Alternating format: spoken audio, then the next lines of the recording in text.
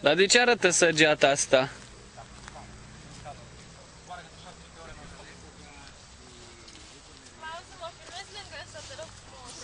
Păi te-am filmat.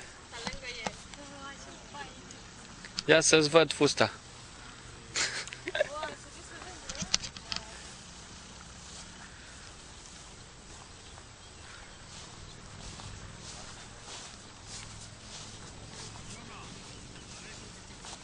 Trebuie să filmez încet. Păi stai să-l văd acum cum arată pe inter... Stai că a venit și pilotul. Uite-l. S-a ascuns.